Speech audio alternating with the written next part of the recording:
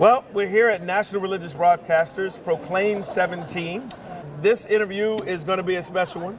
We get the opportunity to talk to Dr. Tony Evans. Now, he goes without a need for much introduction, but he is senior pastor of Oak Cliff Bible Fellowship and Bible Church. And he's also the Urban Alternative. You hear his voice. I was listening to people the other day talking about how much they listen to the Urban Alternative and what Dr. Evans has meant to their life. It has been a tremendous privilege. Thank you for joining us today. Good to be with you. We have folks from Black Community News. We have folks from our National Clergy Network and Cures, as you know it, with Star Parker. Yes. And so what we would love to talk to you today, just for a couple moments here, tell us about your new book. Tell us about Detour. Well, the subtitle is The Unpredictable Path to Your Destiny. Man. God doesn't take us from where we are to where he wants us to be in a straight line. He zigzags us there. When you know, I'm a testimony to yeah, that. I know it. Most of us are. You know, you're going down the highway. If there's a detour, it's for one of two reasons. Either something is wrong, excuse me, there's an accident, or there's construction taking place. God takes us on detours because he has to fix something in our lives or build something in our lives. Wow. And so he takes us on detours to get us ready for where he's taking us, or get where he's taking us ready for us, or both at the same time. He did that with the life of Joseph, in and out, up and down.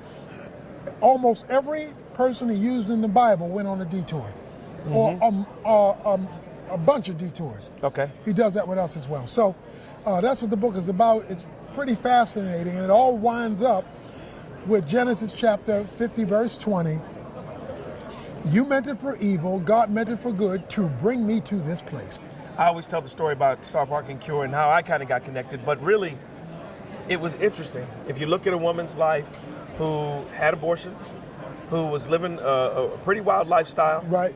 God transformed it by intersection of faith. Absolutely. And then to go from the streets of LA and then come to a point where you're in DC, you're trying to run a policy council or a policy think tank, and you're thinking about that. I look at that, that's an incredible detour.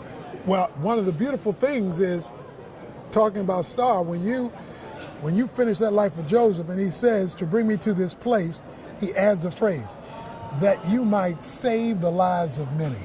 Right. So when God takes us on a detour and gets us to where he wants us to be, it's for greater impact than just us. And that's what's happened with Star and Cure and what she's doing, particularly in bringing a kingdom perspective to a community that desperately needs it, our community. A while ago, you used the analogy that we're supposed to be the referees on the field.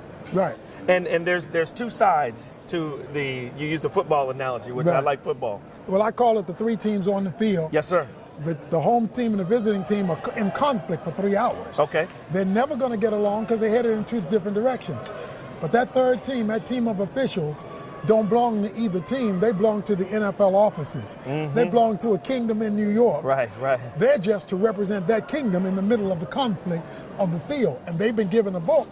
And they are to base all their decisions on the book, not the crowd, not the team, but by the book. When they leave the book, they lose their legitimacy. And that's what we have done. We've often lost our legitimacy because we've sided with teams, black teams, white teams, Republican teams, Democratic teams, poor teams, rich teams, rather than God's team based on God's book. Which brings me to my point. Pastor today is supposed to have a voice in the cultural space, right? In our culture, we're supposed to have a voice in the public square because Martin Luther King said this: if we, and I'll paraphrase it, but if we just become, irrelevant social, we'll be relegated to an irrelevant social club if we don't really take a voice of moral conscience in our culture. Right. We are to be the consciousness of the culture. Right. We're not the salt of the shaker. We're the salt of the earth. We're not the light of the bulb. We're the light of the world. Yes, sir. So if you're hidden, if you're a secret agent, Christian, spiritual CIA representative, a covert operative, you're not much use to the kingdom.